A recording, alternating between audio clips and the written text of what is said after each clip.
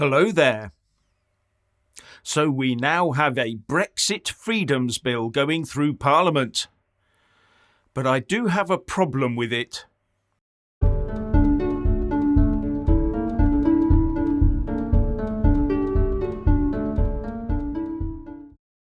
Now, if you haven't already done so, please do subscribe and then like and comment below. And why not buy a mug with my mug on it? The Business Secretary, Jacob Rees-Mogg, has unveiled his Brexit Freedoms Bill, or to give it its proper title, the Retained EU Law Revocation and Reform Bill. And what does this do? It sweeps away any retained EU law on the statute books to give the UK a clean slate on which to build our laws to suit this country, not to suit 27 other nations under power-hungry Brussels. And the lefty pro-Brussels Ramonas are already claiming by knee-jerk reaction that the Tories will use this to take away all of our rights and turn the country into a sweatshop, ecologically barren wasteland. Anyway, there is a big caveat to this bill which I'll come on to. Now, this bill is required because when we left the EU, in order to keep the status quo, we had to convert all EU law into UK law. Otherwise, we'd have snapped back into 1970s law the very moment we legally left the EU, causing an instant legal meltdown and an inoperable economy. So we had to make sure all laws stayed exactly the same until we had time to change them later. And although it's been slow, very slow in coming, we now have the bill that will, when enacted, force the government to sweep EU laws away and make new ones to suit our needs. Now, this is not an immediate occurrence. Once the bill becomes law, it will sunset all retained EU law at midnight on the 31st of December 2023, next year, in 15 months' time. But this can be extended until the 23rd of June 2026, the 10th anniversary of the EU referendum. But why that particular date was chosen is unclear to me. The government explained the new bill like this: all EU legislation will be amended, repealed or replaced under the new Brexit Freedoms Bill introduced to Parliament today, and that was Thursday the 22nd of September, yesterday, which will end the special legal status of all retained EU law by 2023 and give the UK the opportunity to develop new laws that best fit the needs of the country and grow the economy. And there is something in there that I do take issue with, as I'll explain in a moment. And Jacob Rees-Mogg said, "The Brexit Freedoms Bill will remove needless bureaucracy that prevents businesses from investing and innovating in the UK, cementing our position as a world-class place to start and grow a business." Now, both of those statements refer to the UK, that is, the United Kingdom of Great Britain and Northern Ireland. But Northern Ireland is still in the EU single market, courtesy of the Northern Ireland Protocol. So how can all EU retained laws be removed from Northern Ireland to make this a UK-wide opportunity? Now, right at the start of this new bill, it says that the following are revoked at the end of 2023. A. EU-derived subordinate legislation. B. Retained direct EU legislation. It then defines the first one, EU-derived subordinate legislation, as meaning any domestic subordinate legislation that was made under certain parts of the European Communities Act 1972.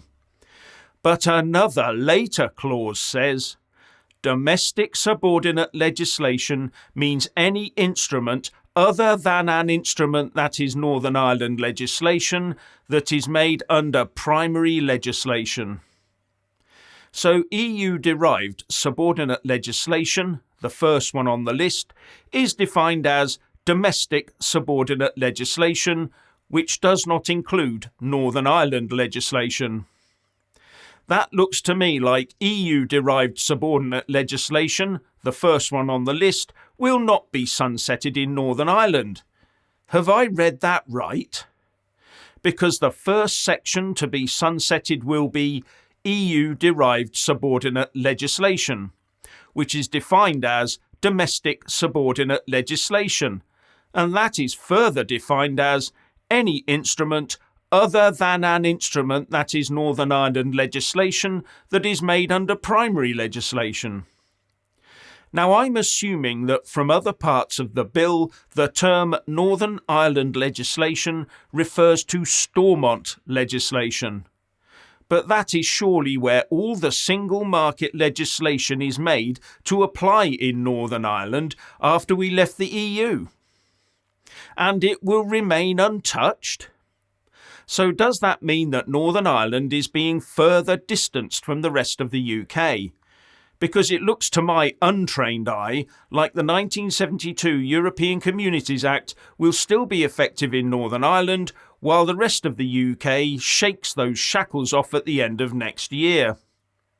Interestingly, the bill itself makes just about no reference to this single market arrangement for Northern Ireland, other than where the Northern Ireland Protocol is mentioned just once.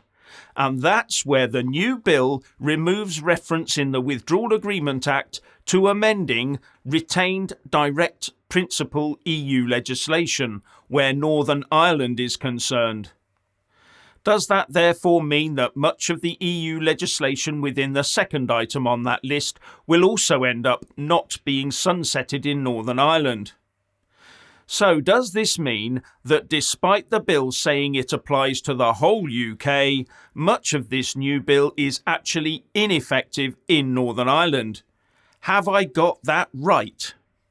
If so, how does that make it a UK-wide opportunity? Unless there's just a few items in Northern Ireland that can be removed. But would that then be truly UK-wide? Does it mean we've given up on Northern Ireland? Further, parts of the bill will not automatically be in force when it gets enacted. For example, the part about abolition of the supremacy of EU law, the part about abolition of general principles of EU law, and the part about the role of the courts in diverging from EU law. They will sit there waiting for a Secretary of State to make them active by what is called commencing them. Now, before everyone gets all hot under the collar about this one, I've been wrong before, and I could well be wrong about this one too.